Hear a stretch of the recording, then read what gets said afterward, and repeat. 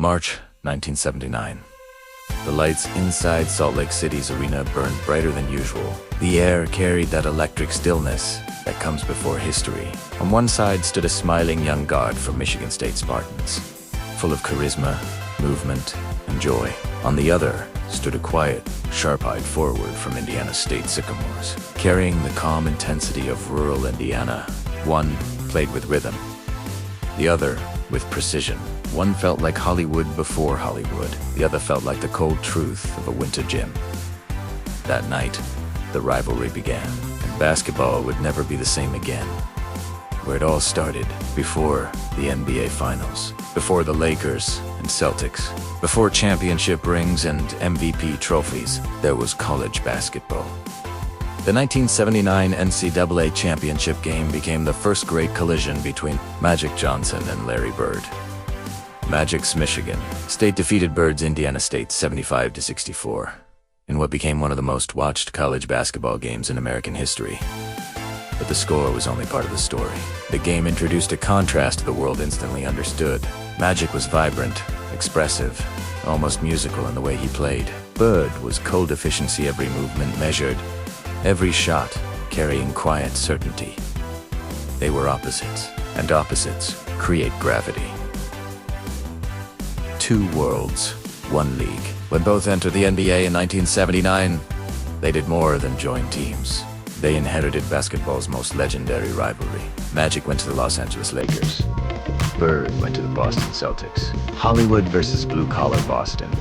Showtime versus grit. Flash versus discipline.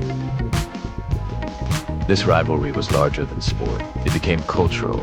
For money funds, it symbolized different ways of living, competing, dreaming. And in the 1980s, the NBA needed exactly this. The league had struggled with declining ratings and uncertain national relevance.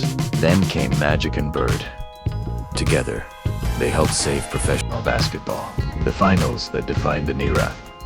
The Celtics and Lakers met in the finals in 1984, 1985, and 1987. Three collisions. Three chapters of basketball mythology. 1984.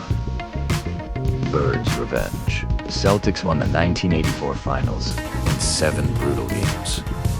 This was Bird's triumph. The intensity was physical, emotional, and deeply personal. Every rebound felt like combat. Every possession carried legacy. Bird defeated Magic on the biggest stage. For a moment, Boston stood above Los Angeles.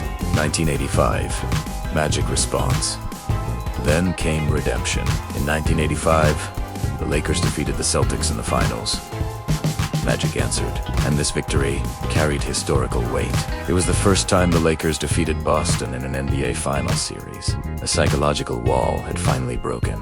1987. The last great chapter. By 1987, the rivalry had matured into legend.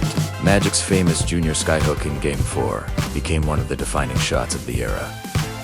The Lakers won again. Magic finished with the upper hand in NBA Finals meetings, winning 2 out of 3 against Bird. The deeper meaning of the rivalry. What made this rivalry immortal was not just winning, it was contrast. Magic represented movement, joy, creativity. Bird represented discipline, sharpness, ruthless execution. Together, they created perfect narrative tension. Every great story needs opposing forces. This rivalry had them, and it arrived at the perfect time for the NBA. Many historians believe the league's explosion in popularity during the 1980s began here. Before Michael Jordan globalized basketball, Magic and Bird rebuilt its foundation, from rivals to brothers. Perhaps the most beautiful part of the story is what happened after competition softened. The rivalry slowly transformed into friendship. A famous Converse commercial in 1985 brought them together off the court. There, they discovered something deeper than competition. Mutual respect. Over time, the two men became close friends. That transformation gives the story emotional depth, because the greatest rivalries are rarely built on hate. They are built on recognition. Each saw greatness in the other, and each needed the other to become fully legendary. The symbol of the handshake. If one image defines their rivalry, it is the handshake. Two men from different worlds. Two careers built in opposition. Two legends standing face to face. Not enemies, equals. The handshake became the symbol of what sports can become at their highest level. Competition without bitterness. Respect without weakness. Greatness sharpened by another greatness. Final reflection. Some rivalries are about trophies. Some are about eras.